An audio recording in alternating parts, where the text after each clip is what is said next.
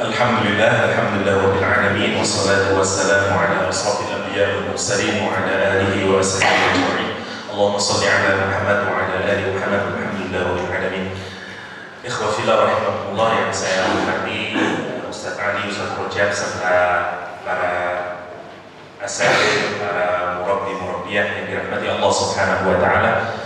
Pagi hari ini insyaallah kita mencoba mentadabburi satu ayat saja dari surah Ali Imran ayat 159 yang nanti kita hubungkan dengan posisi kita sebagai guru, sebagai pengajar, dan mestinya apa yang harus kita miliki dengan menghubungkan karakter Rasulullah SAW yang digambarkan di surat Ali Imran 159 dengan posisi pekerjaan kita sebagai guru insyaallah. Amin Allahumma amin. Bismillahirrahmanirrahim. فَبِمَا رَحْمَةٍ مِّنَ اللَّهِ لِنْتَ لَهُمْ وَلَوْ كُنْتَ فَظًّا غَلِيظَ الْقَلْبِ لَانفَضُّوا مِنْ حَوْلِكَ إِلَى آخِرِهِ. Surat ini berkenaan dengan ayat ini berkenaan dengan peristiwa perang Uhud yang menjadi latar belakangnya. Karena itu penting kita memahami ayat ini dari konteksnya, yaitu perang Uhud. Saya ingin cerita dulu perang Uhud sebelum kita memahami bagaimana mestinya kita menjadi guru, terutama kalau memiliki anak-anak yang nakal, sebagaimana nanti yang menjadi latar dari surah Ali Imran ayat 159 ini. Perang Uhud terjadi sebagai reaksi atas kekalahan orang-orang Quraisy di dalam perang Badar. Karena itu perang ini sebenarnya muncul atas motivasi dendam husumat, sehingga persis seperti nanti yang kita saksikan ketika 70 sahabat Nabi yang mulia terbunuh syahid di perang Uhud. Mereka tidak hanya sekedar membunuhnya, tapi juga melakukan beberapa jenazah. Itu juga yang dilakukan oleh Hindun. Begitu Hamzah sudah tertombak oleh Wahsy, diurai ususnya, dibelah dadanya, dimakan jantungnya tapi tidak bisa dimakan, ada sebagian mau telinga, dan karena memang ini sebagai bagian dari balas dendam yang dilakukan oleh orang-orang Quraisy. Perang ini karena motivasinya sangat kuat, karena orang Quraisy merasa di-humiliated. Yang pertama, mereka mengumpulkan, sekarang kita lihat saja bagaimana mereka seriusnya untuk melakukan perlawanan terhadap Madinah pada saat itu. 1000 unta terkumpulkan. Kalau lemosin sekarang 30 juta kali 1000 unta, berapa itu? Dinar yang terkumpulkan 50.000 dinar untuk membiayai perang Uhud. 1 dinar katakanlah 2,5 juta kali 50.000, gila biaya perang Uhud. 1000 pasukan baju besi dipakai oleh orang-orang Quraisy. Dan yang menarik adalah kalau kita lihat komposisinya jauh tidak seimbang, karena Rasulullah SAW hanya memilih pasukan 1000, dan yang 1000 ini masih monopoli di tengah jalan, karena 300 nanti yang dipimpin oleh Abdullah bin Ubay bin Salul keluar dari barisan, sehingga tersisa 700. Jangankan 700, ya 1000 saja. Kalau kita disuruh perang, musuh kita sebanyak 3000, kita 1000, kira-kira maju perang 1 lawan 3. Kalau kita menghitung logika saja, ini butuh keberanian yang sangat kuat, yang menarik. Oke, singkat cerita, pelajaran pertama adalah Rasul sebenarnya menginginkan perang di dalam kota, sementara sahabat Nabi dengan berbagai usul menginginkan perang terjadi di luar kota. Pelajaran pertama yang menarik untuk kita pikirkan, kalau kita renungkan, apakah Rasulullah SAW membutuhkan pendapat para sahabat? Kalau dilihat dari aspek kecanggihan, IQ, jeniusnya, memangnya Nabi butuh pendapat para sahabat? Gak butuh sebenarnya. Nabi paling pintar, paling canggih, paling hebat dari seluruh aspek. Perang dia jago perang, dia bisa ngatur strategi dan segala macamnya. Dan kalaupun dia kesusahan, tinggal angkat tangan, doa sama Allah, ya Allah yang baik perangnya dalam kota atau luar kota, selesai urusan.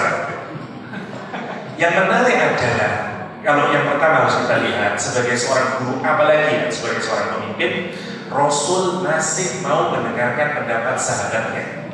Dalam kerja-kerja keagamaan atau kerja-kerja pendidikan, kita juga harus melibatkan murid kita sebagai anak didik atau rekan kerja kita, sebagaimana dilakukan oleh Rasulullah SAW. Meskipun kalau kita secara logika sebenarnya tidak dibutuhkan, tapi bagaimana Rasul mau mengalah dan mengambil pendapat sahabat-sahabatnya. Dan perang itu dilakukan di dalam di luar kota. Sebenarnya orang munafik berkehendak untuk perang Uhud itu di dalam kota. Alasannya adalah menarik, karena kalau di dalam kota, kalau dia nanti sembunyi nggak ada yang tahu.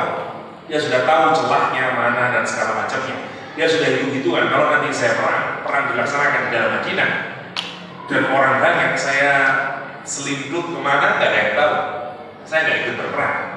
Itu juga yang dilakukan oleh Abdullah bin Ubay bin Salul ketika dia mengompori 300 orang dan menyatakan, kalau kita perang di luar kota, kita ini setor nyawa. Sudah jumlah kita kecil, kita akan berhadapan langsung.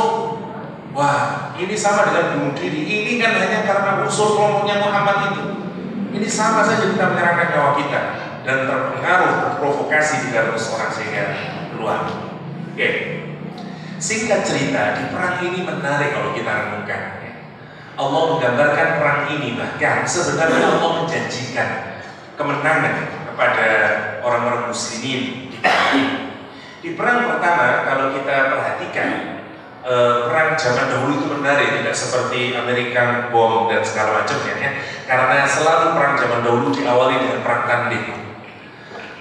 Hamalatul liwa, yang pegang bendera perang di kalangan orang-orang Quraisy adalah berasal dari Bani Abdiddar. 10 orang perang tanding, semuanya kalah. Bayangkan, maju pertama, Zubair bin Awam begitu langsung menebasnya, berjungkal musuh, syahid. Rasul bertakbir, semua sahabat bertakbir. Ganti yang kedua, Hamzah maju, terpenggal lagi. Ganti yang ketiga, semua keturunan yang menjadi hamalatul liwanya orang Quraisy, 10 orangnya mati dalam perang tanding pertama sebelum terjadi peperangan Uhud. Sehingga ini memompa energi yang sangat besar bagi kelompok orang Islam, sehingga kemenangan tanding awal itu semakin menguatkan kondisi orang Islam. Sementara orang Quraisy meskipun jumlahnya banyak, dia down. Hindun memukul Rebana. Yang menarik, karena perang ini 15 perempuan Quraisy ikut serta, karena maunya kalau perang itu udah ada perempuannya, nanti loyo mereka, sehingga dikasih 15 wanita untuk menyemangati. Go, kira-kira kayak gitulah. Itu yang dilakukan oleh 15 orang, termasuk itu menabuh, ya, sehingga bangkit, ya, keberanian orang Quraisy. Oke. Begitu Zubair yang terkenal, ada sekian banyak sahabat nanti yang terbunuh di perang Uhud. Ya, ketika Rasulullah SAW melihat Zubair mengalahkan Tolha bin Abi Tolha, ya, orang pertama yang membawa bendera dan terpenggal dia dalam perang tanding, apa kata Rasulullah? Sesungguhnya setiap nabi punya hawari, dan hawariku adalah Az-Zubair. Hawariku, teman setia, pendukung, penolong yang pertama. Perang ini kemudian sebagaimana digambarkan, silakan nanti dilihat di surat Ali Imran untuk lebih detailnya. Kemenangan sebenarnya berada di tangan orang-orang Islam, sebagaimana yang kita ketahui bersama. Allah bahkan menggambarkan walaqad shadaqakumullah wa'dah. Allah telah menjanjikan, ya, kemenangan kepada orang Islam. Ittahussunahum, ketika mereka berhasil membunuh dengan pedang mereka biiznihi, dengan izin Allah SWT. Hatta idza fashiltum, dramanya mulai terjadi adalah setelah perang terjadi, pasukan kocar-kacir, selesai urusan. Nabi sebelum peperangan sudah, ini strateginya Nabi Muhammad. Dia punya power, diawali dengan ngambil pendapat. Yang kedua yang dilakukan Nabi sharing power. Pelajaran kedua yang harus kita ambil adalah orang itu kalau terlalu punya power tidak baik. Termasuk kita, siapapun saja, apalagi yang menjadi pimpinan atau jadi guru, sharing power harus di sharing.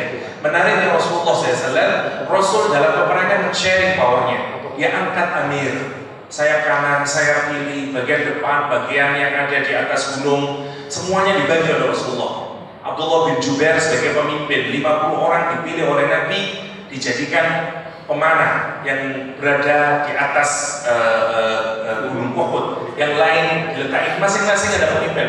Zubair bin Awam yang di sana semuanya dikasih.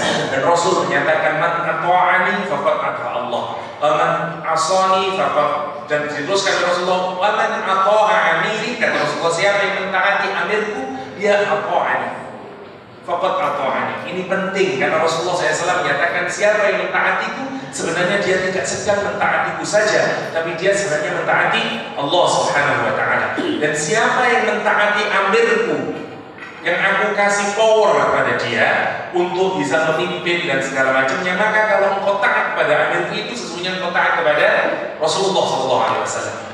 Ini menarik, rusaknya sebuah struktur organisasi di mana-mana karena apa? Karena orang mau shortcut, amir tidak ditaati.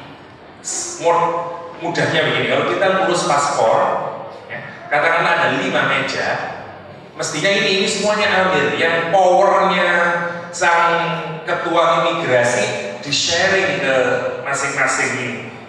Tapi kemudian kita mau shortcut, bayar tukang jalur, yang aslinya 5 meja jadi 2 meja.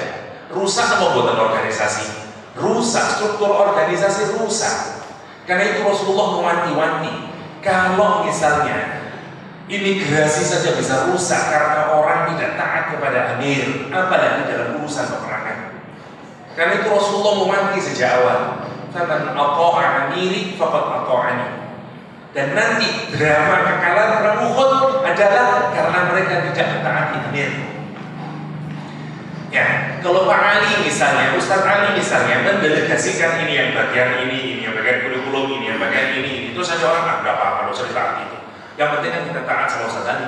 No, tidak bisa dalam struktur organisasi kayak demikian. Itu yang diwanti-wanti oleh Rasulullah SAW. Nanti kekalahan di perang Uhud karena orang tidak mentaati amir. Tidak mentaati amir. Dan Rasulullah SAW menyatakan, jangan kalian turun, wahai pasukan pemanah, apapun kondisinya yang terjadi. Rasul menyatakan, jangan kalian turun meskipun kalian melihat burung-burung telah mematuk jenazah-jenazah. Apapun kondisinya, jangan turun. Terjadilah peperangan. Sebagaimana tadi, 10 hamalatul liwa dari orang Quraisy mati semuanya, terjadi peperangan, kalah orang Quraisy, kocar-kacir. Dan karena mereka kocar-kacir sudah kembali, orang Islam merasa sudah menang. Apa yang terjadi? Begitu mereka melihat kambing dibawa, ghanimah banyak dan segala macamnya, mulai 1-2 orang turun untuk mengambil kambing, ngambil emas peraknya, ngambil ghanimahnya. Abdullah bin Jubair yang ada di atas mengingatkan mereka, apakah kalian lupa apa yang dikatakan Rasulullah SAW? Apa kata mereka? Sebagian nanti macam-macam cara para mu'arrikh menjelaskan. Ada yang menyatakan bahwa kami sebenarnya kan tidak sedang mentaati Rasulullah, kami tidak sedang melanggar perintah Rasulullah. Perintahnya kan kalau ada burung mematuk jenazah, baru kami tidak boleh turun. Artinya kalau kita kalah, ini kita sedang menang. Kita ini untuk kita turun sedang menjemput kemenangan kita. Kita mengumpulkan ghanimah yang nanti akan kita bagi. Yang menarik, Ma'ariful Quran misalnya menjelaskan dengan hati-hati apakah yang dimaksud dengan ayat Al-Quran bahwa sebagian sahabat Nabi itu menginginkan dunia. Apakah mereka greedy? Apa mereka hubud dunia dan segala macamnya? Kata dia sesungguhnya enggak, memang mereka turun ngumpulin, tapi nanti kalaupun sudah terkumpul itu bukan milik pribadi, tapi tetap dikembalikan kepada Rasulullah SAW dan pembagiannya tetap berdasarkan pembagian Rasulullah SAW. Jadi tidak seperti persangkaan kita mereka ini yang terlalu. Memang ada, Allah nanti mengkritik bukan karena pembagiannya itu, tapi karena intention yang ada di dalam hatinya. Karena dia kepingin. Karena ini kualitasnya sahabat. Ya. Meskipun sahabat yang ada di Madinah berbeda dengan sahabat yang di Mekah, karena di Mekah telah terpompa, mereka sangat kuat. Madinah ada banyak, ada muhajirin, ada ansor, ada munafik, ada Yahudi, imannya berbeda. Sebagaimana orang-orang Quraisy yang masuk Islam begitu Fathu Makkah dan mereka mengklaim kita samalah dengan Abu Bakar. Ya, berbeda. Begitu diterima sama tazkiyah bilang iman saya samalah dengan Ustaz Ali. Beda ya. Setiap orang berbeda. Tinggal pengalamannya berbeda, dan itu yang dilakukan oleh orang-orang dulu begitu Fathu Makkah. Allah mengkritik mereka ketika mereka berkata qalu amanna, kata Allah, kamu baru aslamna. Kenapa? Wala yadkhulul iman fi qulubikum, karena iman belum masuk ke hati kalian. Ya, sama dengan di Madinah. Singkat cerita mulailah terjadi. Itu yang digambarkan oleh Al-Qur'an. Ittahussunahum, ketika mereka lose in disiplin. Mereka sudah tidak disiplin lagi dalam sebuah struktur. Rusaknya ini diawali dari tidak disiplin. Hatta idza fashiltum, sampai ketika mereka sudah lose in disiplin, ya, sudah tidak mentaati lagi. Alasannya yang pertama karena kita menjemput kemenangan, yang kedua juga alasan bilang meskipun riak-riak Abdullah bin Jubair, kata dia, saya kan kalau kita tidak taati cuma tidak mentaati Abdullah bin Jubair, kita bukan tidak mentaati Rasulullah SAW. Itu nanti yang membuat kekalahan. Maka turunlah dari 50 orang tinggal 10 orang yang ada di atas. 40 orang turun semuanya. Dan itu yang dibaca oleh Ikrimah bin Abi Jahal, oleh Khalid bin Walid sebagai pemimpin pasukan berkudanya, melihat kesempatan itu, balik putar balik dia memukul pasukan muslim. Singkat ceritanya terdesak 70 sahabat Nabi meninggal dunia syahid di jalan Allah SWT, persis seperti jumlah petinggi-petinggi Quraisy yang mati juga di perang Badar. Ya, 70 jumlahnya. Singkat cerita ada sekian banyak yang menarik di perang Uhud. Ada syahid, ada ghasilul malaikah, ya. Ada orang yang dikenal dengan orang yang dimandikan malaikat, Hamdalah. Ya, Hamdalah menarik punya cerita. Dia mau menikah dengan seorang perempuan cantik namanya Jamilah. Janur sudah melengkung, ya. Kue apam sudah dipikir, ya. Semuanya makanan sudah siap. Besok malam ini mau melakukan pernikahan. Datang perintah berjihad. Ramai mulai orang mempersiapkan. Hamdalah datang ke Rasulullah. Terus pun ini kan Nabi, lo gak nikah nih. Ya. Kata Nabi, oke, teruskan aja pernikahan. You bisa ikut besok pagi. Terus saja menikahlah Hamdalah dengan Jamilah. Setelah menikah terjadilah apa yang terjadi. Setelah Hamdalah itu rebahan di paha istrinya, genderang jihad itu meraung-raung di Madinah. Hayya 'alal jihad, hayya 'alal jihad. Dan Hamdalah terpanggil untuk itu. Dia meloncat bangun, mengambil pedangnya, istrinya bilang, Mas, kan bisa besok pagi. Dia tidak peduli, saya tidak mau mengakhirkan apa yang diperintahkan oleh Allah dan Rasulnya. Lupa dia kalau belum mandi junub, dan dia ikut berperang. Yang menarik, waktu selesai perang Uhud, semuanya itu tidak ada air di sana. Siapapun yang pernah ke Uhud, ya, isinya cuma batu sama pasir. Ini ada ibaratnya ada genangan air. Sahabat ini kenapa ini satu tempat ini kok banyak airnya? Ada genangan air sisa basah. Rasul menyatakan itulah malaikat yang memandikan Hamdalah. Wazilul malaikah. Kapan meninggalnya? Perang Uhud. Ada lagi asyhadul hayy yang disebut oleh Nabi sebagai orang syahid yang hidup, dan juga disebut dengan Tolha al-Jud atau Tolha al-Khair. Semuanya berkenaan dengan Tolha bin Ubaidillah. Hamzah meninggal dunia di perang Uhud. Mus'ab bin Umair, orang yang agak mirip dengan Rasulullah SAW. ganteng orangnya, suaranya indah. Karena itu dipilih oleh Rasulullah SAW sebagai pendakwah pertama ke Madinah. Karena orang berdakwah satu, kalau bisa harus tampan, suaranya yang enak, dan Rasul memilih Mus'ab bin Umair. Karena Mus'ab menarik dari seluruh aspek. Physically sangat menarik, suaranya indah, akhlaknya memukau. Karena itu Mus'ab bin Umair dipilih oleh Rasulullah, kamu sana, Yathrib, dakwah ke sana.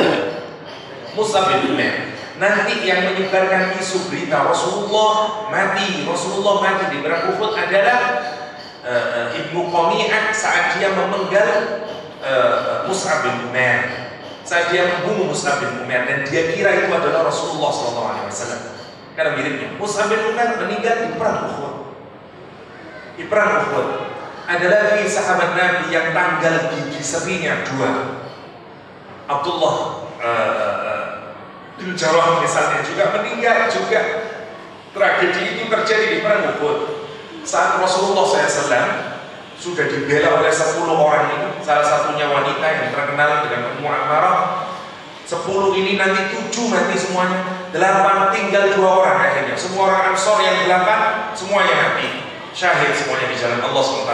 Tersisa 2, Thalhah bin Ubaidillah, Thalhah sama Sa'ad bin Abi Waqqas. Saudaranya Sa'ad bin Abi Waqqas, Utbah bin Abi Waqqas, ngambil batu melempar Rasulullah SAW.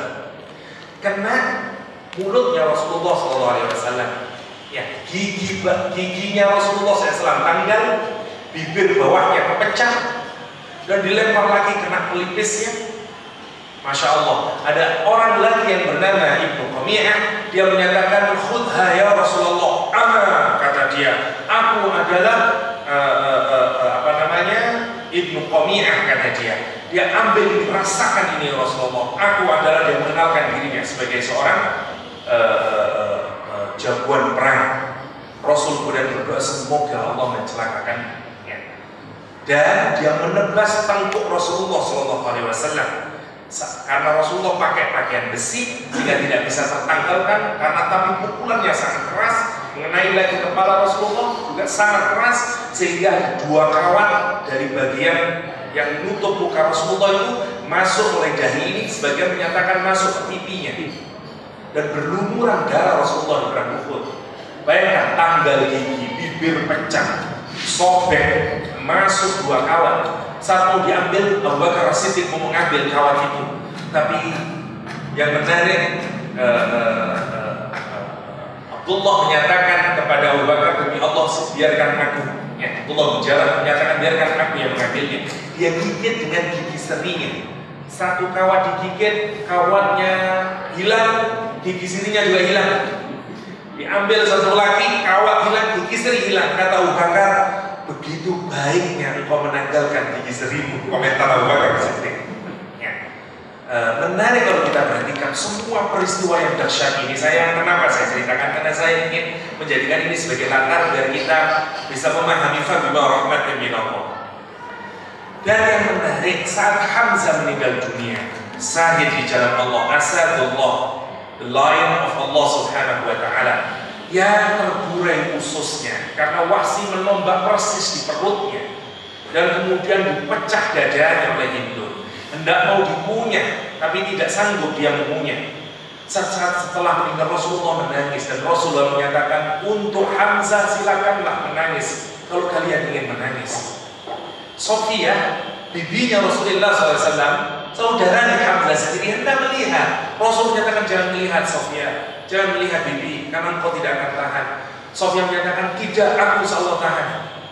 Tragis peristiwa itu. 70 sahabat Nabi meninggal dunia. Ya Allah, Abu Dujanah juga meninggal di perang Uhud. Abu Dujanah orang yang kalau sudah pakai mudeng-mudeng merah, dia tidak bisa dihentikan amarahnya kecuali mati. Nah itu Rasul memarahi, tidak boleh lagi pakai ini, kalau sudah pakai sakerahnya ini yang merah. Jawab sudah. Nah, itu yang menarik. Saat akan perang Uhud, Rasulullah SAW mengeluarkan pedangnya. Kata Rasulullah, siapa yang mau memenuhi hak pedang ini? Semua orang mengambil, saya. Dan Rasulullah berikan, Abu Dujanah, ana ya Rasulullah. Kata dia, apa hak pedang ini ya Rasulullah? Apa kata Rasulullah? Tebas orang-orang munafik dan engkau telah menunaikan hak dari pedang ini. Begitu dia ambil pedang, dia pakai yang selama ini sudah tidak diperbolehkan oleh Rasulullah. Ya, udeng-udeng merahnya dipakai di kepalanya, dan semua orang tahu Abu Dujana tidak akan pernah mundur kecuali dia mati. Dan dengan pedangnya itu dia menghunus dan membunuh pasukan kafir yang berperang dalam perang Uhud. Singkat cerita, Hamzah terbunuh dengan sedemikian sedihnya. Ya. 70 sahabat Nabi terbunuh. Gara-gara apa semuanya itu? Al-Quran menggambarkan, hatta idza fashiltum, saat kalian mulai loose indisiplin, ngapain terus watanaza'tum, mulai adu argumentasi. Gak apa-apa turun ini kan menjemput kemenangan. Gak boleh, kamu gak ingat gak Rasulullah? Gak apa-apa, itu kan kalau kita kalah, kita ini sedang menang. Watanaza'tum wa'asaitum, terakhirnya, sehingga mereka bermaksiat kepada Rasulullah SAW. Tidak mentaati Rasulullah SAW, perintah Rasulullah SAW. Min ba'di ma arakum ma tuhibbun, saat mereka telah melihat apa yang mereka cintai. Allah menyatakan minkum mayuridu dunya, sebagian dari mereka, dari kalian mengharapkan dunia. Wa minkum mayuridul akhirah, sebagian dari mereka menginginkan akhirat. Abdullah bin Mas'ud menyatakan, aku tidak pernah tahu, saya kira semua sahabat Nabi yang ikut perang Uhud semuanya menginginkan akhirat. Saat turun ayat ini aku baru tahu ternyata sebagian mereka menginginkan dunia. Tapi sekali lagi agar kita hati-hati tidak kemudian menyalahkan sahabat, meskipun ini periode awal-awal Madinah, ya mungkin ada iman yang belum sempurna, tapi sekali lagi hatta keinginan sahabat akan dunia tidak seperti keinginan kita akan dunia. Mereka itu hanya ingin ngumpulin, karena nanti in the end dia tidak memiliki, karena pembagian tetap diserahkan kepada Rasulullah SAW. Tapi yang mau dikritik oleh Allah SWT melalui ayat ini adalah intention yang ada di balik hatinya para sahabat itu. Itu yang mau dikritik oleh Allah SWT. Minkum mayuridul dunia, minkum mayuridul akhirah. Dan kalimat yang dipakai arada, bukan sya'a, karena masih bersifat abstrak keinginannya. Kalau orang menginginkan dan sudah jadi something karena sangat inginnya, sya'a. Faman sya'a falyakfur, faman sya'a falyu'min. Tapi kalau arada masih bersifat irada, dilamar apa enggak ya, dilamar apa enggak ya, saya abstrak ya, saya abstrak. Itu yang benar, Allah gambarkan peristiwa perang Uhud itu. Sekarang mari kita renungkan, kejadian telah terjadi. Pulang Rasulullah dan pasukannya ke Madinah, dan berkumpul lagi nanti ini harus menghadap Rasulullah SAW. Sekarang mari kita bayangkan, kira-kira kalau kita yang menjadi pemimpin, jenderalnya, ada anak buah yang melakukan kesalahan semacam itu yang membuat kekalahan, padahal awalnya kita menang. Diapain anak buah orang kayak begitu itu? Ini yang menarik. Pelajaran pertama, guru yang paling terbaik, pemimpin yang paling terbaik yang harus menjadi contoh buat kita bersama-sama. Apalagi dalam kaitannya dengan dakwah ilallah, dalam kaitannya dengan Islam. Karena ini melaksanakan ajaran Allah SWT, jihad fisabilillah. Dalam konteks kita, karena kita ini ingin mengajarkan Islam, mengajarkan agama ini dalam institusi yang bernama tazkiyah. Lihat, Rasulullah SAW digambarkan oleh Allah SWT, fabima rahmatin minallah lintalahu, fabima rahmatin minallah, karena disebabkan rahmat Allah yang menakjubkan itulah engkau bersikap lemah lembut, hatimu lembut terhadap mereka. Kata Ma di dalam tafsir macam-macam para ulama tafsir. Ada yang menyatakan zaidah, ini cuma tambahan doang, artinya nggak ada. Yang benar bukan kenapa kok tambahin Ma. Mestinya kan cukup fabi rahmatin minallah, fabima rahmatin minallah. Ada yang menyatakan banyak dari tauhid untuk ngasih penegasan, tapi saya senang dengan yang ketiga yang menyatakan banyak mali ta'ajub, mau untuk wow.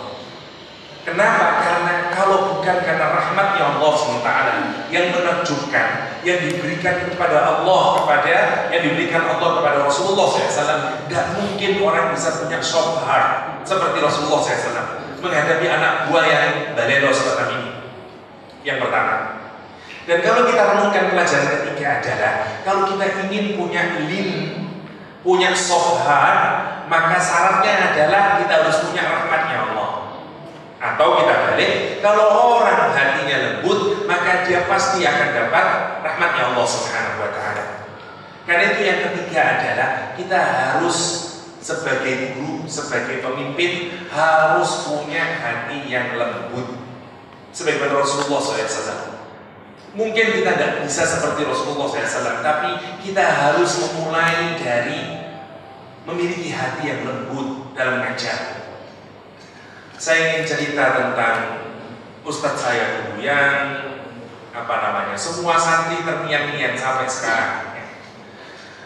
Dalam graduation day, para wali murid kumpul, sang kiai kemudian bilang, kata sang kiai sambil nangis berurai air mata, dia menyatakan, kalau nanti anak-anak sampean ini semuanya pulang ke rumah masing-masing, bacaan Qurannya belum baik, baca kitabnya belum baik, akhlaknya belum baik, jangan salahkan mereka ya. Yang salah niku pulau ini saya buatan sakit didik yang baik. Karena kalau ada telur itu busuk, yang salah bukan telurnya, tapi ayamnya yang nggak bisa ngeremi, kata dia. Semua santri nangis semuanya. Saya buku bilang, boten yai. Kapan seorang pendidik bisa kayak gitu? Karena dia mengajar dengan hati. Kalau dia mengajar, ini maksudnya bilang itu karena saya ya. Saya yang didik mereka ya. Ya Masya Allah. Padahal kita mengerti, padahal semua santri yang didik oleh beliau bisa ngerti Quran, ono sing ngapalo Quran, bisa baca kitab, semuanya karena dia. Mondok gratis, semuanya gratis, tapi Masya Allah di akhir kalimat itu terngiang di otak kita. Karena itulah hampir semua muridnya pasti nanti akan tetap mendoakan ustadznya. Kenapa? Karena dia mengajar dengan hati. Hatinya yang lembut itu merembes ke kita murid-muridnya. Kita butuh sosok guru yang kayak begitu. Sosok guru yang mengajar tidak hanya dengan otaknya, tapi dia mengajar dengan hatinya yang lembut itu.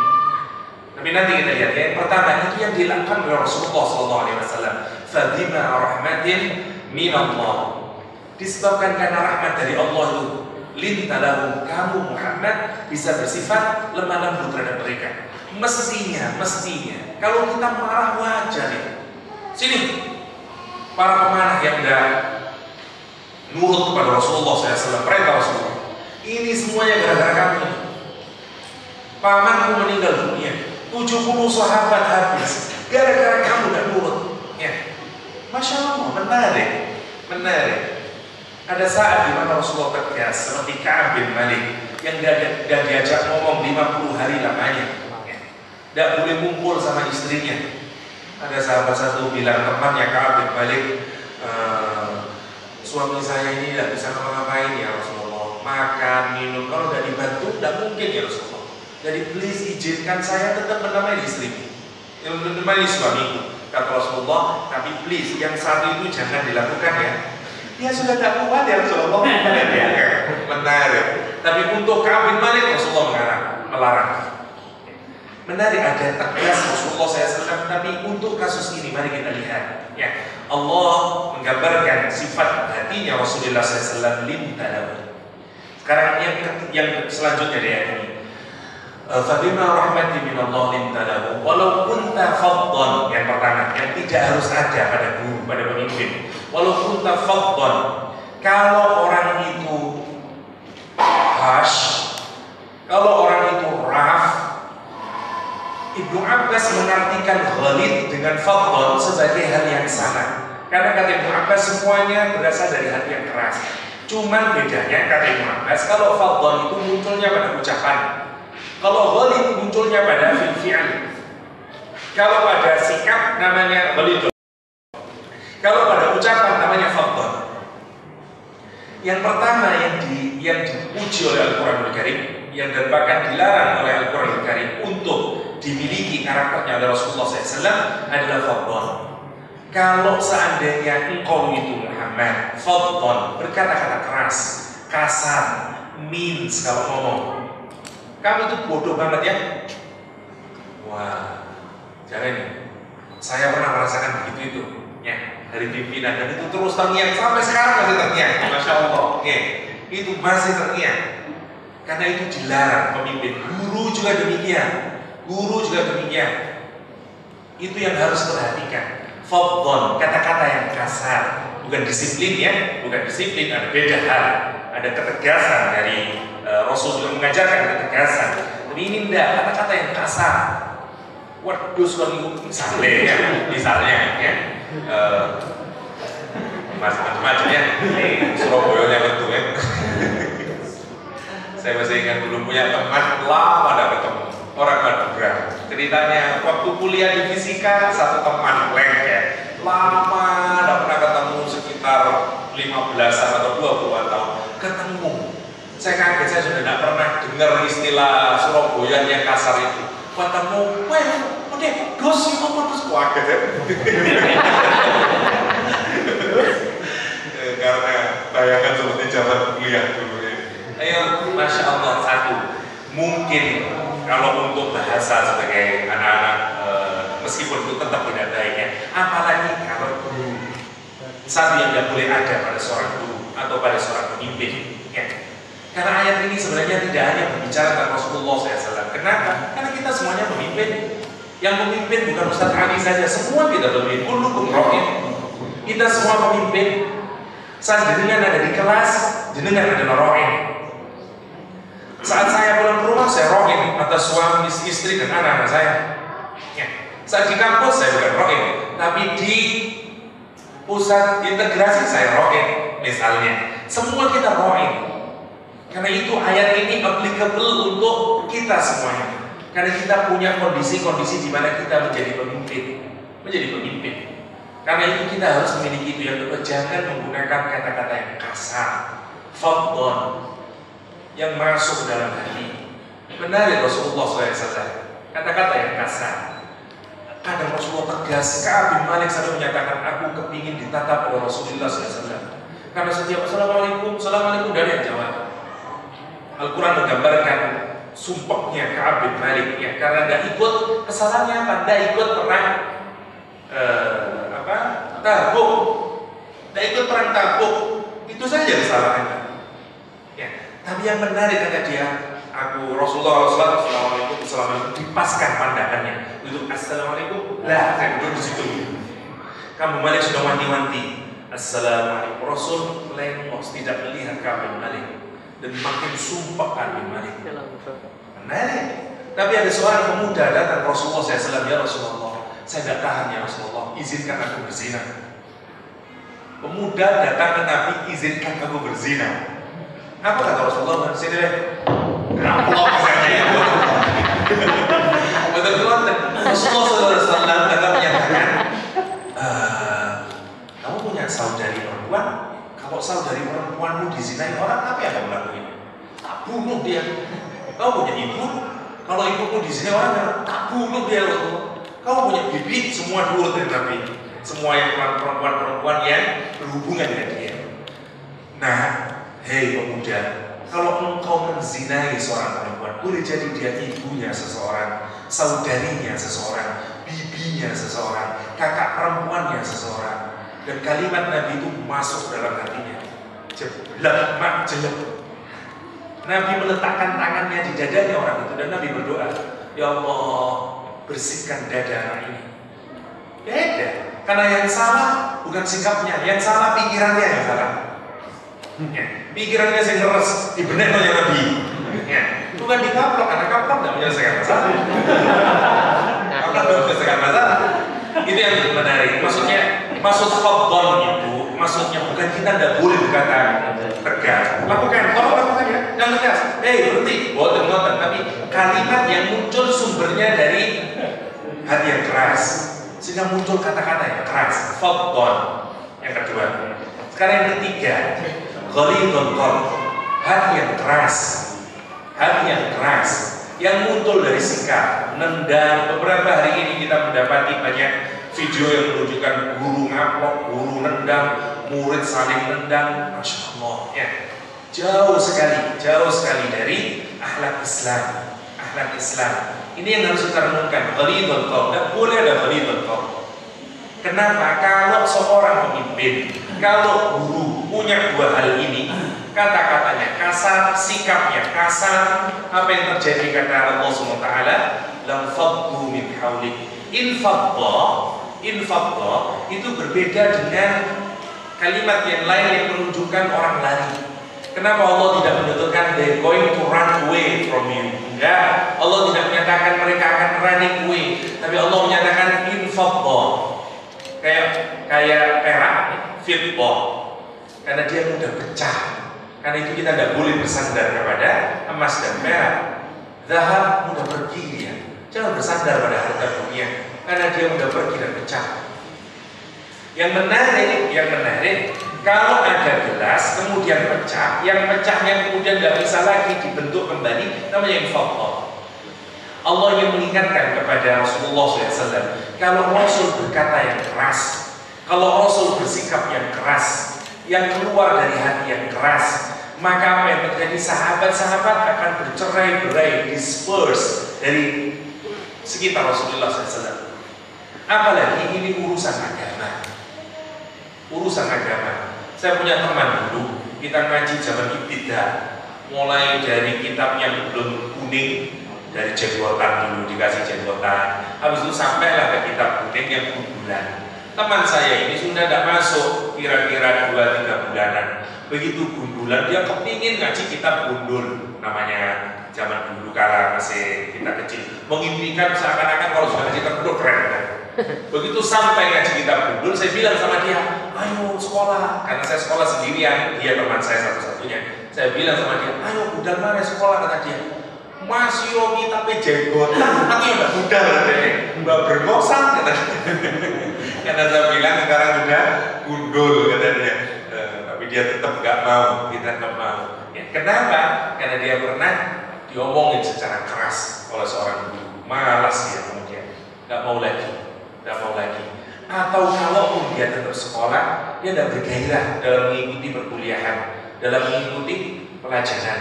Dan itu penting. Fadhon sama ghalidul qalb akan melahirkan apa? Anak tidak akan ada hubungan antara anak buah sama pemimpin, antara murid sama guru. Kalaupun dia terikat dalam kelas, tapi sesungguhnya hati mereka tercerai-berai. Lam faddu min hawlik. Apalagi pada konteks Rasulullah SAW. Kalau dimarahi, dia bilang, "Bagus main jihad, syukur aku jihad." Jadi itu nanti. Nggak mau nambah turu aja nggak sakit itu nanti banyak. Apalagi ini adalah urusan voluntary jobs atau works ya. Ini yang harus kita perhatikan. Bayangkan kita dua ini kalau kita terapkan, subhanallah. Saya senang menggunakan contoh kiai-kiai zaman dahulu karena kita bisa mengajak kepada mereka ini.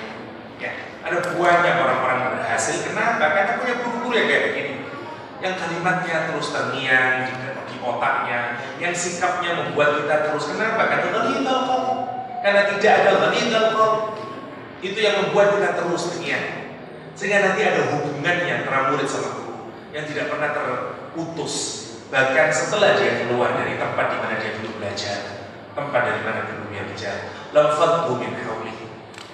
Allah bahkan menyuruh Rasulullah SAW, tidak cukup kamu punya sofhat, tapi kamu harus tunjukin sofhatmu itu harus muncul dalam bentuk perilaku konkret. Karena kan gimana membuktikan bahwa saya ini sofhat? Oke, kalimat saya lembut, oke, saya tidak menggunakan aktivitas atau sikap yang keras, that's fine. Tapi tidak cukup. Lihat Allah menyatakan, ya, lam faddu min hawlik. Apa yang selanjutnya? Fa'fu anhu, maafkan dia. Kalau ada murid bikin kesalahan, anak buah bikin kesalahan, guru, pimpinan atau siapapun saja yang menjadi yang diberikan amanah oleh Allah SWT harus punya kekuatan untuk lapang dada, siap memaafkan dengan cinta. Afwun adalah memaafkan dengan punya keinginan untuk tidak nyakitin. Ada orang, kamu berapa kali kamu salah? Sini kamu di kaplok coba kau yang mana? Sepuluh orang saya ini, betul-betul ya. Tapi dia fa'fu anhum, maafin dia dengan cinta, maafin dia dengan tanpa kasih balasan kepada dia. Yang pertama, kalau kita punya murid yang melakukan kesalahan dan segala macamnya, boleh kita mendisiplinkan dia, tapi jangan muncul dari hati yang keras yang memang kita saya tidak mau lagi gunain dia, saya tidak mau lagi dan segala macam. Itu yang dilarang dari Al-Quran Karim. Fa'fu anhum. Yang kedua ini yang tersulang menurut saya, wastaghfir lahum. Mintakan ampunan kepada Allah SWT. Ini yang hilang sekarang dalam dunia pendidikan modern. Harus mendoakan muridnya. Kenapa? Karena dia menyadari pekerjaan Rasulullah misalnya diperintahkan Allah, karena ini bukan hanya pekerjaan otak, tapi ini pekerjaan ruhaniyah. Karena kita tidak hanya sedang mendidik seorang anak agar otaknya pandai, tapi kita sedang membuat batu-batu itu menjadi permata. Kita ingin menjadikan anak-anak kita ini tidak hanya cerdas otaknya, tapi mulia akhlaknya, ruhaninya jadi baik, hatinya jadi lembut. Karena itu harus dibantu dengan doa. Hatta untuk anaknya, untuk murid-muridnya yang paling nakal, sebagaimana Allah Subhanahu wa taala memerintahkan Rasulullah wastaghfir, doain dia. Kapan kita mendoakan? Saat sendirian, saat kita dalam tahajud kita, saat dalam qiyamul lail kita. Simaklah kiai-kiai dulu yang mendoakan murid-muridnya, dan bahkan dia sebut muridnya yang paling jelek. Saya pernah dengerin ceramahnya Gus Mus. Beliau ceramah di salah satu pesantren. Terus dia cerita tentang salah seorang kiai zaman dahulu. Kata Gus Mus, kiainya itu meminta kepada ketua pondok, tolong catat nama-nama santri-santri yang paling nakal, urutnya, kasih ranking, mulai yang paling nakal sampai yang paling sedikit nakal. Ditulis, benar kiai, tulis aja lah. Menurut dia dia akan mungkin orang-orangnya akan dinasehati oleh kiai, akan dipanggil begitu. Ternyata nggak ada apa-apa. Ternyata dikasih tahu oleh Gus Mus kenapa dia mengambil. Karena di malam-malam hari saat dia tahajud, saat itu mendoakan mulai dari list yang paling nakal sendiri. Itu yang paling banyak didoakan. Dan pemilik pondok itu, di mana Gus Mus berceramah itu, tertunduk malu dan dia nangis. Dia bilang sama Gus Mus, saya termasuk salah satu dalam list itu, kata dia. Masya Allah menarik ya. Hatta orang yang nakal bisa berhasil. Kenapa? Karena doa. Karena doa itu yang penting. Kita ini, mari kita lihat bahwa mari kita yakini pekerjaan kita ini bukan hanya sekedar pekerjaan duniawi, tapi pekerjaan ini adalah ladang ibadah kita. Kalau kita niati ini sebagai ladang ibadah kita, kita akan maksimal. Hatta kita berdoa untuk murid-murid kita. Dan Allah mencatat itu. Mungkin orang hanya sekedar melihat kita bekerja secara material, tapi sesungguhnya kita tidak menjadikan kerja ini hanya sekedar usaha material kita. Dan kita menjadikan, mentransform pekerjaan ini sebagai bagian dari ibadah kita, yang Allah melihat karya kita di sini. Itu yang harus ada. Karena itu perlu astaghfir lahum. Muhammad Al-Fatih bisa menundukkan Istanbul. Salah satu alasannya kenapa? Karena gurunya terus berdoa. Sebagaimana kalau kita melihat film, gurunya terus berdoa. Dan itu yang harus ada. Dan percayalah, kalau gurunya berdoa, nanti kalau kita meninggal dunia, hatta sebelum meninggal dunia, murid-murid kita juga akan mendoakan kita. Wastaghfir lahum. Bahkan secara khusus, bahkan yang nakal pun dimintakan maaf. Wastaghfir lahum. Tidak cukup dengan itu, wasyawirhum fil amr. Ini yang paling penting. Kalau seorang pemimpin punya anak buah 5, bikin proyek, 5-5-nya ini diajak. Yang satu balelo, pekerjaan tidak selesai, barang-barang habis, uang dikorupsi dan segala macam, dipanggil dia. Terus dia bilang, saya minta maaf karena saya begini, istri saya mati, anak saya sakit, sehingga saya terpaksa menggunakan uang itu untuk setelah mengetahui saya maafin kamu, wa'fu anhu, wastaghfir lahum, ya semoga Allah mengampuni kesalahan. Tapi tidak di depannya ya, karena kalau kita di depannya ini sebenarnya sudah bumroh ya. Misalnya Pak Ali di sini, kamu kesini kamu, ini contoh guru yang tidak baik, dia melakukan kesalahan, tapi saya memaafkan dia. Tapi saya tidak tahu gimana Allah, ya semoga sajalah Allah mengampuni dia. Itu buatan wastaghfir lahum, tapi menghinakan di hadapan banyak orang.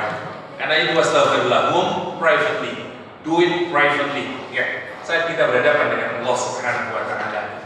Dan doa-doa itu yang akan merubah anak-anak kita nanti. Anak-anak kita nanti. Itu yang penting. Setelah itu, kalau tadi lihat sudah dimaafkan, sudah didoakan, kalau dia tidak kita ikut sertakan lagi di dalam proyek berikutnya, dia nggak punya keyakinan bahwa mungkin saya sudah senang sih sekarang Ustadz Ali sudah baik-baik sama saya, dan kayaknya sih saya juga sudah didoakan, tapi saya sudah tidak bisa seperti dulu lagi. Hubungan kita sudah berbeda. Kapan itu bisa berubah normal lagi? Saat Ustadz Ali memanggil orang itu, Bu, kesini Bu. Nah, ini ada proyek baru lagi Bu. Saya mau mengajak dengan ikut dalam proyek ini. Pakai dia. Saya itu kalau nanti buat salah nih bahas. Lupakan itu semuanya. Dia suruh wasyawirhum fil amr. Ajak dia musyawarah, hargai pendapatnya meskipun pernah suntuloyo. Ya, pernah dia berbuat yang tidak senonoh, pernah dia melakukan kesalahan. Syawirhum fil amr. Wasyawirhum fil amr. Hatta Rasulullah masih diperintahkan oleh Allah SWT agar kenapa? Agar terjadi afinitas lagi, ada engagement lagi, ada kebersatuan lagi, ada unity lagi. Karena ini kerja jamaah. Ya, ini kerja jamaah, ini kerja bersama, dan itu penting bagi setiap kita. Murid kita harus kita dengerin omongannya, kita manusiakan dia, kita hargai pendapatnya meskipun kita tahu untuk cek-cek itu nggak apa-apa, karena itu penting. Perhatikan kenapa sih aktivis dakwah itu serius banget ya dibanding misalnya Muhammadiyah atau NU misalnya. Kalian kalau melihat misalnya jamaah tabligh, kenapa? Karena dia diorangkan. Karena dia sekarang menjadi somebody. You bertugas. Kampung ini Islamkan dia. Targetnya ini. Nanti sudah bersasar datangi dia. Dia merasa I am somebody.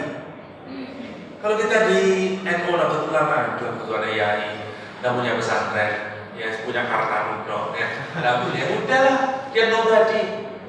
Ya, itu penting. Sama murid hargai dia. Syawirhum fil amr. Tentu lebih detailnya nanti kita yang harus bisa menjelentrehkan. Jenengan jauh lebih pintar daripada saya dalam hal menginterpretasikan ke dunia pendidikan. Yang paling penting hargai murid.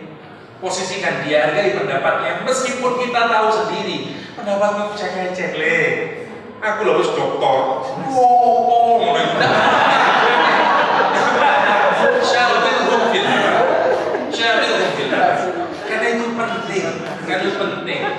Satu, dalam konteks pembelajaran itu melatih critical thinking pada anak. Jangan seperti gaya orang Bunda, mungkin pendapatnya kamu itu pendapat apa itu? Sudah kamu sana yang lain pendapatnya sebenarnya. Atau seperti contoh klasik guru kita zaman dahulu, sehingga mematikan orang untuk bertanya. Siapa yang tidak paham silakan bertanya. Gimana mau bertanya? Sudah didahului. Ada yang tidak paham silakan bertanya. Tidak mengencourage anak untuk mengeluarkan pikirannya, bikin objection, bikin kritik, bikin dan segala macamnya. Dan kalaupun ada pendapat kita kritik, itu salah itu, pendapat udah benar itu. Bagaimana kita syawirhum? Menarik, itu penting karena musyawarah itu artinya didudukkan pada posisi yang sama, didengarkan pendapatnya, ya. Dihargai yang sama pendapat kita dengan pendapat orang lain, namanya syawirhum fil amr. Dan itu berat bagi seorang pimpinan. Jangan mikir yang jauh-jauh lah. Suami pasti tahu.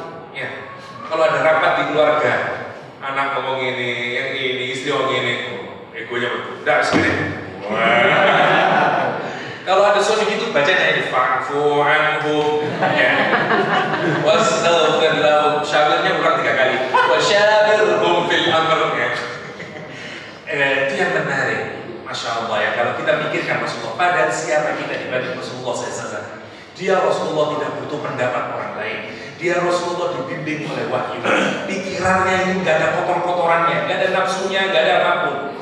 Semua ide Rasulullah dan the best. Nggak ada ide terbaik lebih idenya Rasulullah SAW. And yet, syawirhum fil amr. Apalagi kita, yang meskipun kita menyangka ide kita sudah brilian, otak kita sudah brilian, kita masih dituntut oleh Allah SWT. Dituntut untuk apa? Musyawarah. ya, sebagai pimpinan di kelas dan segala macam, hadirkan musyawarah, ya, diskusi, hargai pendapat anak, munculkan pendapatnya, wasyawirhum fil amr.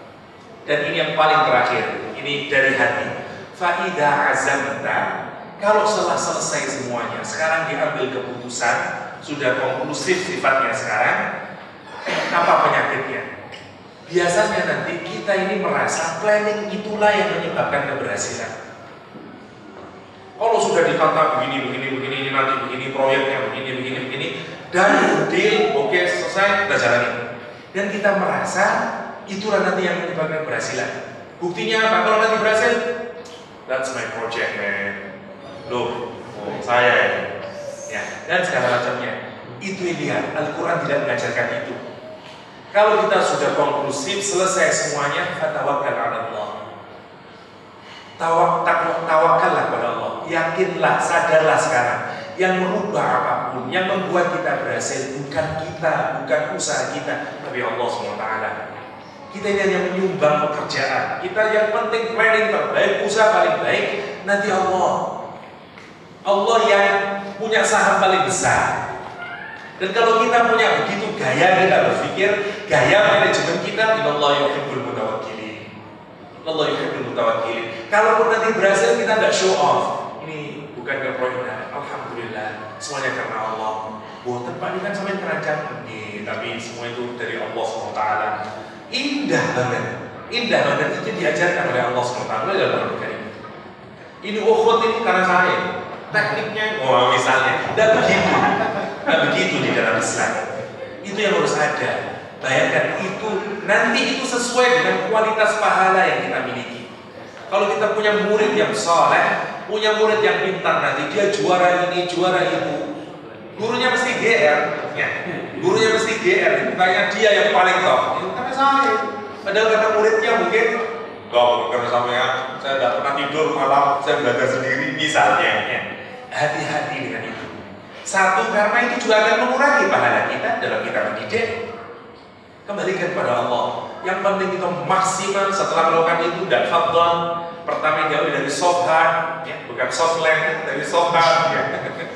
Dari soft hard dulu, hati yang lembut, dimuncul tidak dari kata-kata yang kotor, dan ghalidul qalb. Kemudian fa'fu kalau ada salah-salahnya, maafin dia dengan mudah. Wastaghfir lahum, ikat dia juga dengan kecintaan. Kita saling mendoakan satu sama lain, terutama guru doain murid-muridnya. Kalau gitu terus apa? Anggap dia sebagai yang sama posisinya, pendapatnya, hargai dia, munculkan dia sebagai individu, hargai dia. Salah satu penghargaan manusia itu adalah dia dihargai pendapatnya. Dihargai karena pendapat itu seperti apa? Refleksi dari dirinya. Ya, Masya Allah, banyak kayak begini, tidak sedikit, ya, tidak banyak orang yang bisa kayak demikian itu. Apalagi kalau dia sudah jadi pimpinan, karena dia merasa saya otoritatif. Mau apa? Ya, saya yang punya otoritas di sini. Ya, Allah mengajarkan tidak demikian. Termasuk guru dalam kelas, ya, guru dalam kelas dia punya otoritas penuh di dalam kelas. Fatawakkal 'ala Allah, innallaha yuhibbul mutawakkilin. Kenapa sih kita ini kok harus menyatakan bahwa sebenarnya semuanya Allah SWT? Camkan Nabi Nuh alaihissalam. Istrinya khianat kepada Nabi Nuh. Anaknya tidak taat kepada Nuh. Sekarang saya tanya, apakah Nuh tidak pintar sebagai suami? Tidak bisa dididik suami? Misalnya kalau jenengan ada ustaz, istrinya khianat, kira-kira apa ucapan yang akan keluar dari bibir kita? Yo ustaz, bojone ngomong, tidak usah gede lah ustaz ini. Nabi Nuh alaihissalam, istrinya khianat, at-tahrim merekam itu. Fakhonatahuma, keduanya berkhianat. Istrinya Nabi Nuh, istrinya Nabi. Siapa yang salah? Jangan pernah kita punya pikiran Nabi Nuh tidak gede. Nabi Nuh bukan guru yang baik. No. Anaknya misalnya, Nabi Nuh itu bukan bapak yang baik berarti ya, bukan guru yang baik terhadap anaknya, tidak. Ya, Kan'an atau Yam itu anak yang baik, sudah dididik semaksimal mungkin. Bayangkan, jangankan kepada keluarganya, kepada orang lain saja Nabi Nuh 950 tahun lailan wa nahara. Terus dia tidak pernah berhenti dia, tapi tetap tidak berhasil. Kenapa? Karena ukuran keberhasilan adalah Allah SWT yang menentukan. Kita ini sudah berusaha, yang bikin anak-anak kita pandai, yang bikin anak-anak kita baik, yang rohani dan jadi baik Allah SWT. Kita ini kan urun saham, biar Allah kemudian membuka mereka jadi generasi-generasi yang baik, yang nanti jariah kita itu semuanya. Bayangin kalau berapa kita bekerja karena sudah berapa lama di Taskia, nanti ada sekian ratus anak.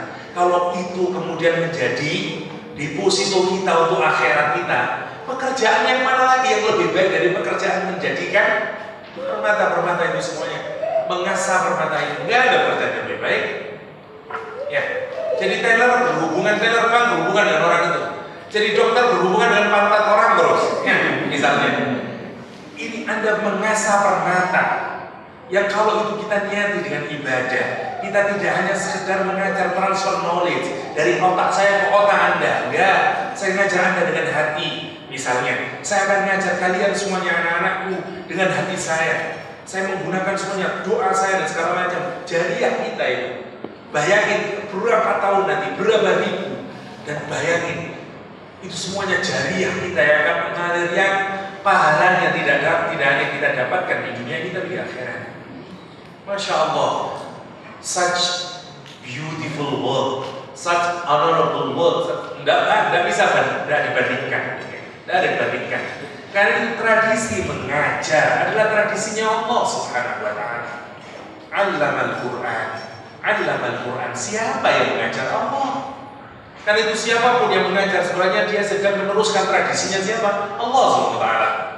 Siapa yang meneruskan tradisi paling awal yang dilakukan oleh Allah dan Muhammad SAW? Karena dia murid sekaligus saja jadi guru.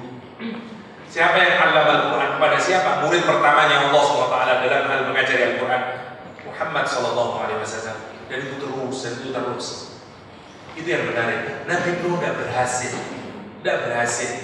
Meskipun cinta, ada yang menarik digambarkan sedikit.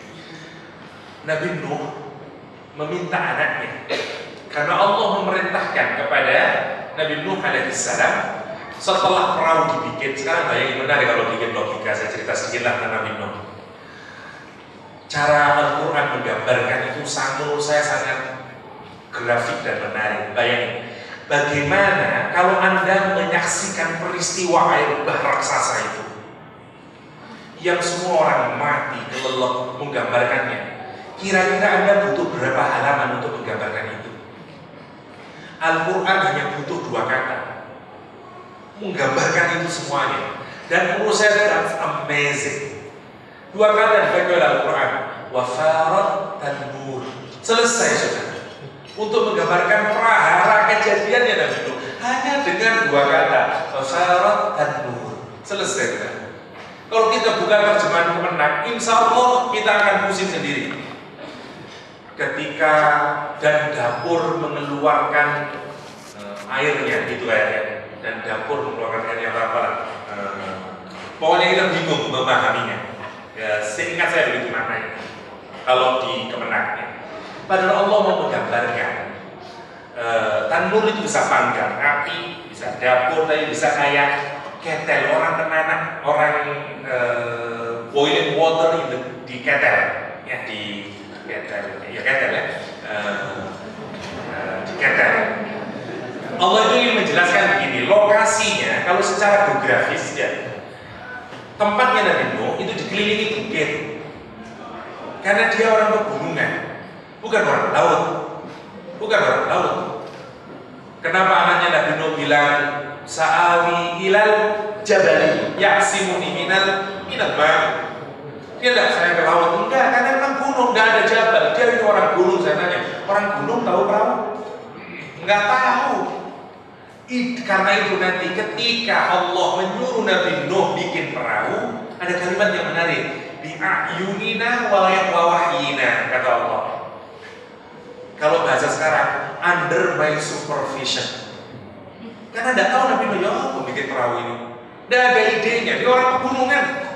Tidak tahu bikin perahu, kita ada pernah orang bikin perahu dan segala macam, dia orang gunung. Tanam kentang, kemerik dan segala macamnya. Tidak tahu dia, tidak tahu gambaran. Meskipun itu tidak ada dalam Al-Quran, tapi kita bisa lihat isyarat yang dibangun oleh Al-Quran. Pertanyaannya sekarang, kenapa kok harus lokasinya kok harus dipilih oleh bukit? Karena dulu sistem keamanan adalah karena dulu antar suku. Kalau orang bikin lokasi tempat tinggal, maka memang dicari lokasi yang terlindungi oleh gunung, oleh bukit.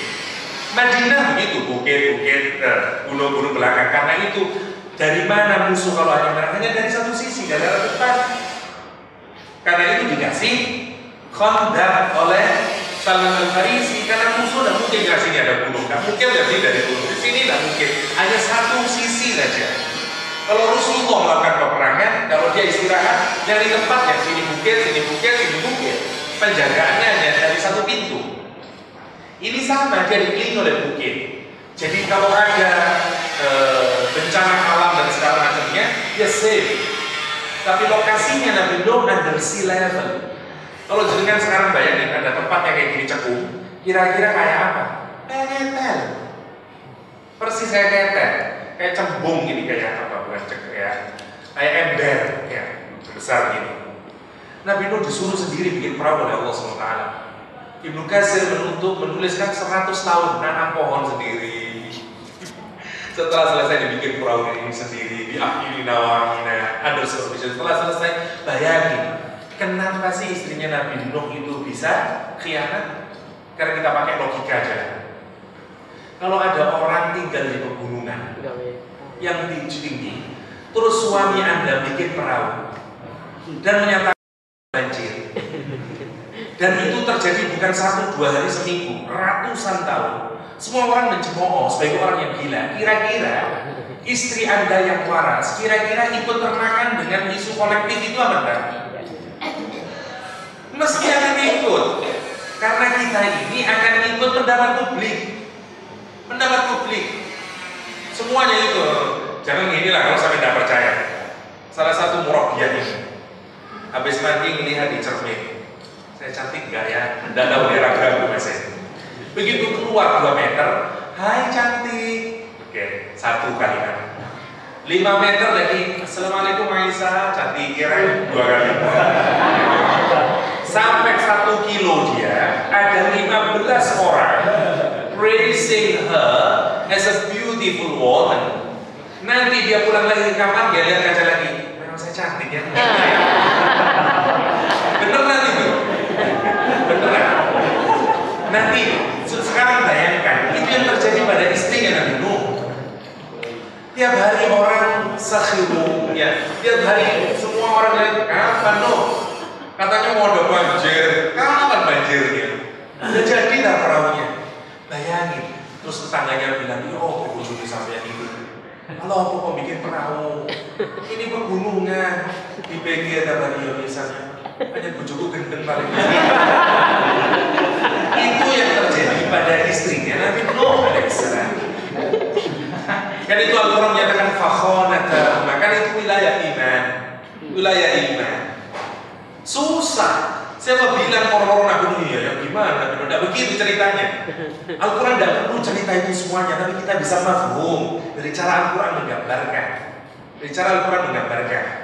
Lah, bagaimana kejadiannya? Nanti kan air laut masuk, hujan dari atas, campur jadi satu. Airnya pelan-pelan naik, dan Allah menggambarkan sekarang nanti airnya itu seperti apa? Maujin kal jibal. Ombaknya seperti gunung, dengan baik. Kalau ombak segunung, kira-kira airnya kayak apa? Bahasa Jermannya belekutak, ya. Wow, ini satu tinggi gunung, mesti akan berbuih-buih. Sekarang kalau nggak betul percaya, sampai bikin ketel, kasih air, tunggu pelan-pelan. Tanah didikan airnya, satu gelembung naik, terus. Kalau diteruskan bola-bola ya, keluar busanya. Persis seperti yang digambarkan Al-Quran, hanya dengan 2 kata farat dan nur. Farat dan nur.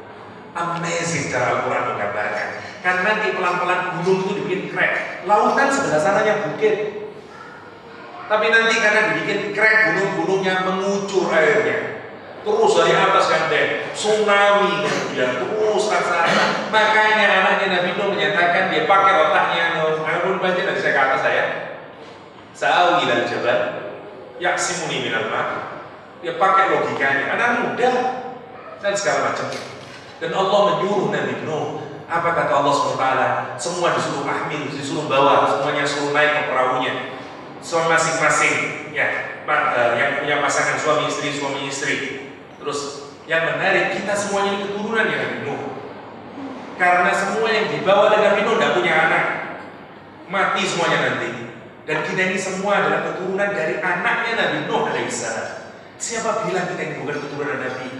Habib Syekh keturunan Nabi Muhammad. Kita keturunan dua Nabi, Nabi Adam sama Nabi Nuh. Ya. Kita ini cerita tentang kakek buyut kita semuanya, Nabi Nuh alaihissalam. Jadi menarik, Nabi Nuh itu sekarang bayangin, dari seluruh umat manusia sejak Nabi Adam sampai yaumul kiamah, siapa yang terbaik dari mereka? 124.000 yang Allah pilih jadi Nabi. Tidak ada orang yang lebih baik dari menjadi Nabi. Dari mereka semuanya diperas lagi tinggal 25 orang. Dari 25 diperas lagi jadi 5 saja ulul azmi. Dia manusia paling terbaik dalam sejarah umat manusia. Siapa salah satunya? Nuh alaihissalam. Dan kita keturunannya Nabi Nuh. Jadi jangan pernah kita kesuksesan kadang-kadang diawali dari apa? Dari kepercayaan diri. Anda menyatakan tidak mungkin saya jadi ulama Ustaz. Saya ini keturunan sama mbah saya loh namanya Wagibin.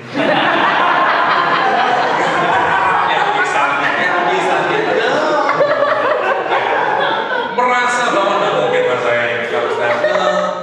Kita keturunan Nabi Nuh alaihissalam. Ya, kita keturunan ya Nabi Nuh. Ini cerita tentang kakek buyut kita semuanya. Kita cerita tentang kakek buyut kita semuanya. Jadi kalau ada Nabi Nuh yang sesoleh itu, terus kita tidak soleh, malu kita sama kakek buyut kita. Jangan sampai kakek buyut itu yang jauh sekali ya, jangan sampai yang udah sewur, terus yang jauh sekali. Karena ujungnya kita ke Nuh alaihissalam. Masya Allah ya, Masya Allah kita ini. Sekarang perhatikan yang menarik. Disuruh oleh Allah memasukkan keduanya dua-dua. Apalagi yang disuruh masukkan di dalam perahu, wa ahlik kata Allah, dan keluarga Nuh. Ini keluarganya tidak malu. Nuh menyaksikan sendiri anaknya kelelep mati kemudian. Dan begitu yang menarik yang juicy dari Al-Quran. Begitu nanti banjir raksasa, Nabi Nuh berkata, Bismillahi majreha wa mursaha. Pertanyaan saya, kenapa imalahnya wajiban satu? Kenapa oleh Bismillahi majreha wa mursaha atau Bismillahi majroha wa mursaha? Selain karena alasan imalah, tapi menarik. Majro, jaro yajri, berjalan, floating.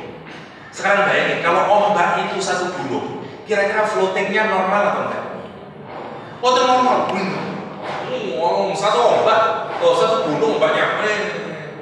Bacaan yang normal mengikuti gerakan perahu yang enggak normal.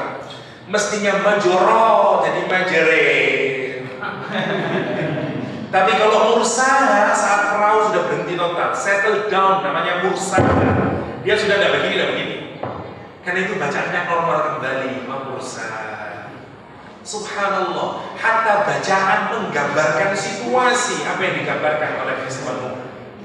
Bismillahirrahmanirrahim wa mursaha. Nanti kalau naik truk, bacanya yang harus tepat, misalnya majreha. Kalau naik BMW dirubah, misalnya majroha.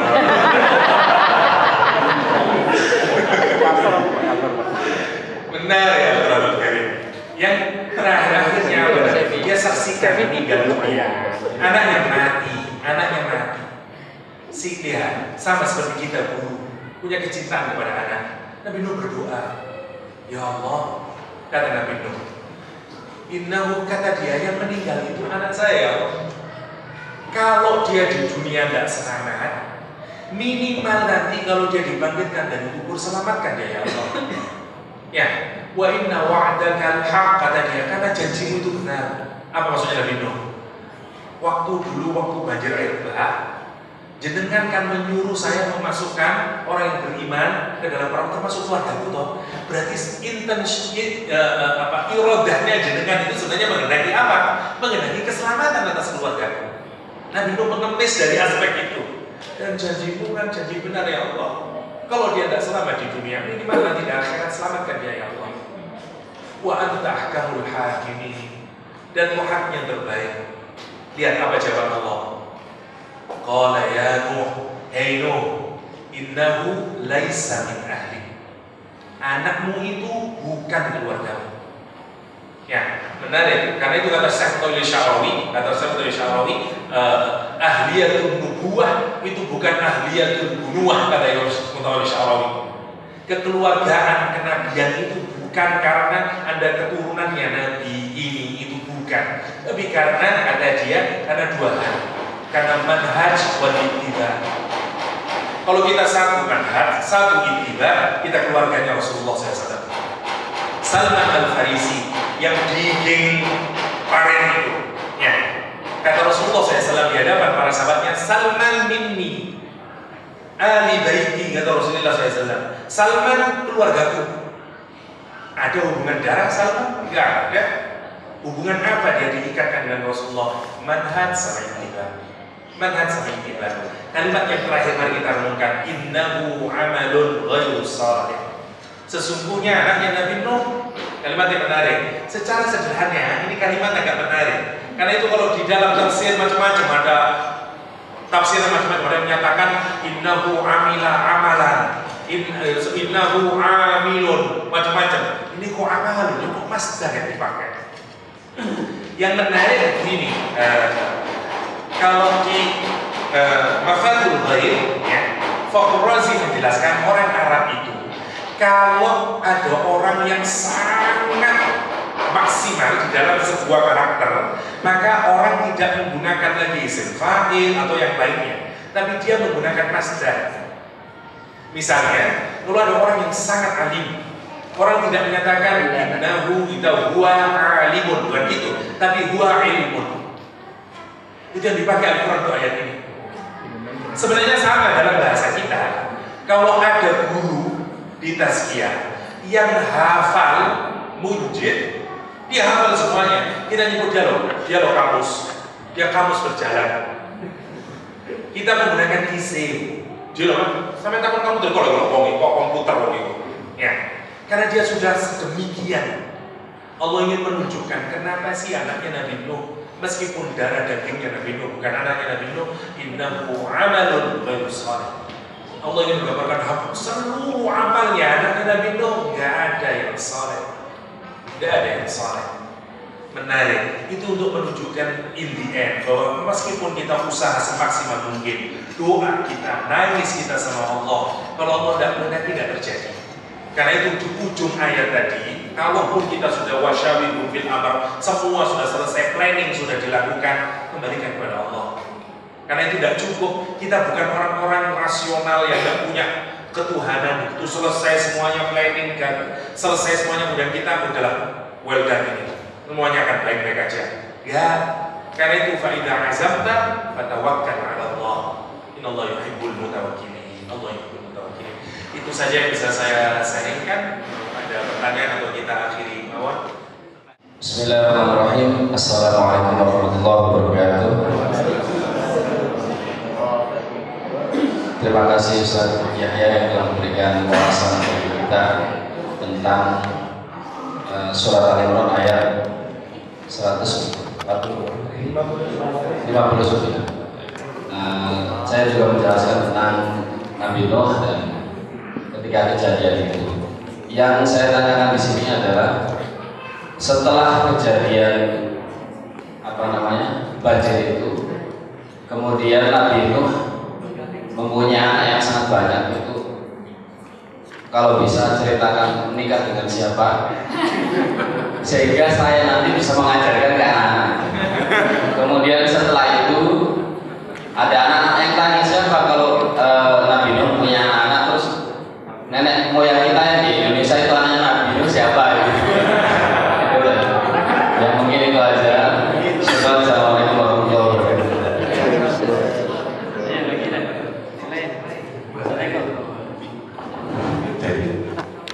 Assalamualaikum warahmatullahi wabarakatuh. Cukup menarik penjelasan Ustaz terkait dengan Rasulullah ketika bersama sahabat maupun menjadi pemimpin, ada kalanya beliau tegas dan ada kalanya beliau lemah lembut seperti itu ya Ustaznya.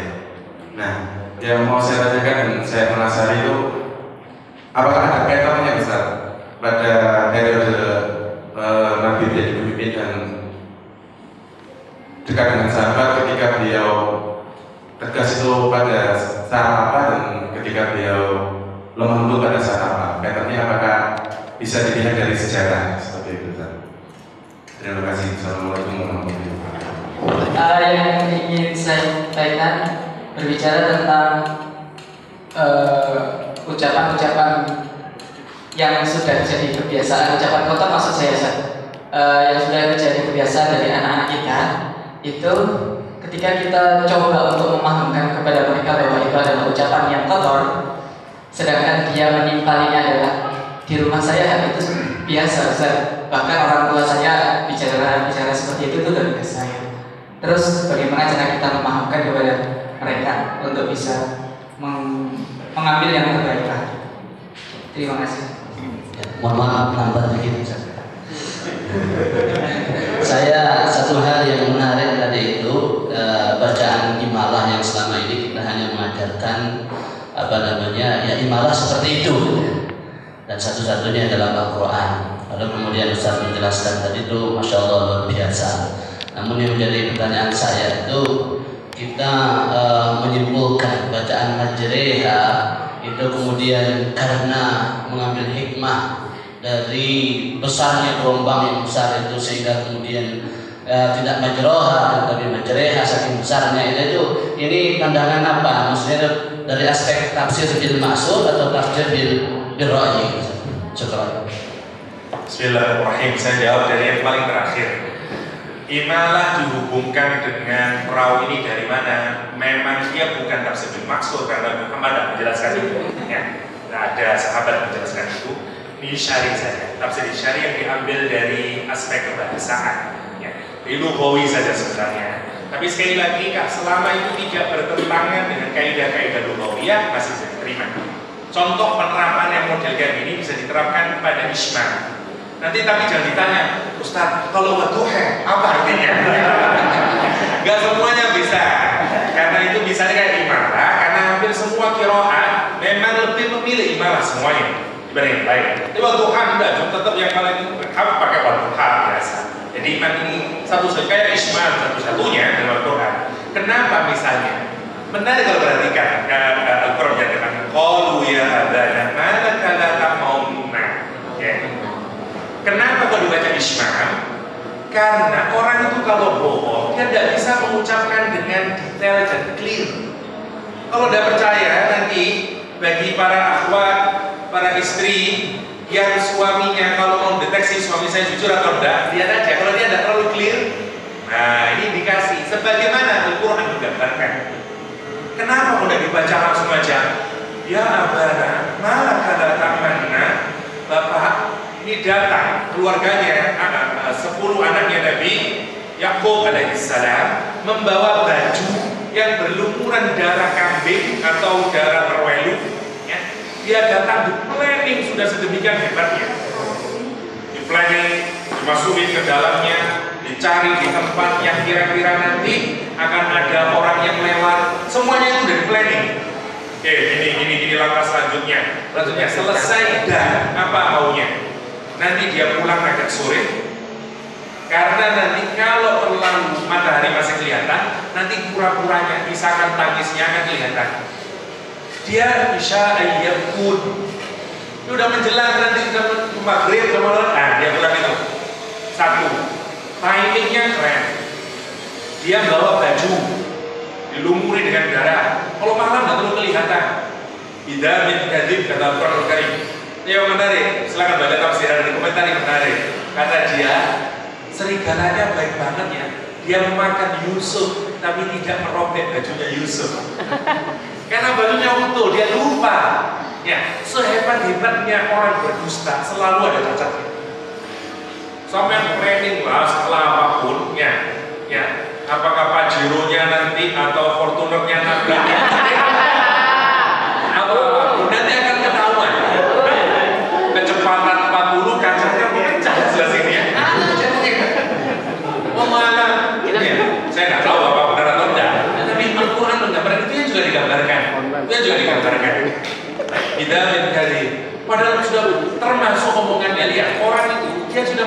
Kalau Anda baca secara psikologi ayat ini, itu menunjukkan dia sudah nggak pede. Sampai kalau pede tidak perlu yang pertama lihat, ya abana, malaka la ta'manna. Dia bilang dulu, kalau kita ini tidak punya masalah apa-apa, kita ngomong datar aja. Pak tadi Yusuf ini, Pak, nggak Bapak, sampai mesti tidak percaya dengan aku. Belum ngomong apa-apa, sampai mesti tidak percaya kepadaku. Ya, karena apa? Karena dia sebenarnya sudah orang bohong nggak bisa ditutup-tutupin. Dan Allah ingin menggambarkan itu, dan itu menarik Al-Quran. Ya, menarik Al-Quran. Bahkan suaranya dibikin dia tidak clear, karena harus dibaca isman. Dia tidak bisa ngomong la ta'manna, tidak bisa dia. Tidak bisa. Tapi tentu saja maksudnya ini bukan dia ngomong bayangkan, karena Quran itu bukan kitab sejarah yang detail menggambarkan. Tapi dari isman kita bisa lihat gambarannya. Dia ngomongnya mungkin pedot-pedot, dia ngomongnya mungkin tidak lancar. Nah, yang namanya isman. Itu gambarannya, gambaran Al-Quran. Tapi menurut saya yang amazing dari Quran, hatta gambaran sedikit itu bisa menggambarkan view kejadian pada saat itu. Dan itu indahnya Al-Quran. Nanti semuanya bisa kita hubungkan. Yang model kayak begini-begini, kalau jangan suka seksual Fadil As-Samirawi, sebenarnya yang begitu. Yang big fan of him, and is beautiful sekali cara dia menjelaskan. Ada yang menarik-menarik menurut saya. Fadil As-Samirawi. Ya, nah kayak Syahrawinya zaman sekarang lah mungkin. Ya, yang menarik adalah nanti sebenarnya banyak kan, termasuk bacaan yang panjang, bisa kita hubungkan ke kondisi. Ya, meskipun itu tidak ada di tafsir, tapi itu menguatkan kita. Kalau orang berbahagia, mesti panjang teriakannya. Ore, yes, tidak mungkin, yes, tidak mungkin. Ya. Sampai juara, yes, pas panjang, yes, ya, apa? Lihat Al-Quran. Fa'amma man utiya kitabahu biyaminih, fayaqul, ha, umqra'u kitabiyah. Baca yang panjang, ha. Baca di tafsir, apa artinya haum? Hampir tidak ada artinya sebenarnya, kan itu ekspresi. Ha. Cari di kitab, apa artinya haum? Tidak ada, itu ekspresi kayak ekspresi of joy, ekspresi of kita senang. Yes, kalau bahasa kita mungkin gitu. Yes, ya, I did it, yes. Kira-kira kayak begitu. Umqra'u kitabiyah, dan bila dia manggil semua orang, sini dulu, lihat kan. Sampai kalau sukses, sampai bawa, sampai tunjukin, ye. Nanti orang Islam yang dulu, kenapa sih dia sekarang memperlihatkan ke semua orang kitabnya? Ya lo lihat nih, bacaan banyak dulu hasil bu. Loh, IPK 4,0, lihat ada. Umqra'u kitabiyah. Kenapa? Karena dulu dia tidak pernah memperlihatkan pada orang lain di dunia. Dia sembunyikan amalnya, dia ikhlas karena Allah. Dia tidak pernah tunjukin ke semua orang. Dia jadikan dia secret antara dia dan Allah SWT. Maka di akhirat dia meledak. Semua orang tidak ekspektasi, Masya Allah, hari ini hari kebahagiaan, dan dia tunjukin. Lihat, itu tidak perlu dijelaskan oleh Al-Quran panjang-panjang. Saat itu dia kemudian berteriak, dan ya bukan Quran namanya, novel kayak gitu. Quran cukup membuat bacaan dipanjangkan. Umqra'u kitabiyah. Dan kitabiyahnya dikasih bukan kitabiyah. Kalau salah satu maknanya untuk magnifying haknya itu, untuk menunjukkan kalau kita ini habis bekerja payah, ya semuanya dikasih. Menarik aspek kebahasaan dari Al-Quran kita ini. Kira-kira itu. Jadi memang tidak ada di tafsir maksud, dia isyarat saja sebenarnya yang berangkat dari lughah. Itu yang pertama. Yang kedua tentang anaknya Nabi Nuh siapa saja. Dengan mau Sosul Anbiya atau di kitab-kitab tarikh atau yang lain banyak anaknya. Ada Yam, ada Sam, ada Yafid, ada yang menyatakan Sam itu di Bible disebut dengan Kanan, Allah Adam. Nanti nikahnya dengan siapa? Saya tidak hadir dulu waktu akan nikah. Betul kalau saya. Allah Adam. Ada antropologi Islam yang mencoba mengaitkan nanti lahirnya manusia itu, yang kulit hitam, kulit putih, kulit itu dari 4 anaknya Nabi Nuh. Nanti diperkirakan misalnya Sam nanti lari kemana, karena itu nanti jadi negro. Yang ini lari kemana dan segala macam dan siapa. Ada tapi saya lupa. Saya pernah baca dia mencoba. Ini kan kajiannya antropologi sebenarnya kalau kita menelisik siapa asal usul bapak kita. Di antropologi tentu saja tidak percaya kita ini anaknya Nabi Nuh. Tidak ada di antropologi yang gitu. Ya, nanti yang melahirkan bangsa-bangsa itu kan kita ini karena katanya dari kalau di antropologi fisik ya, karena kita ini rujukannya sana ke apa namanya sapien ya, Homo sapien kita ke sana arahnya, bukan ke Nabi Nuh, Wallahu a'lam. Lebih detail siapa anaknya dan segala macamnya bisa dirujuk Ibnu Katsir mungkin apa namanya sebagai rujukan nama anaknya, ibunya dan segala macam. Okay.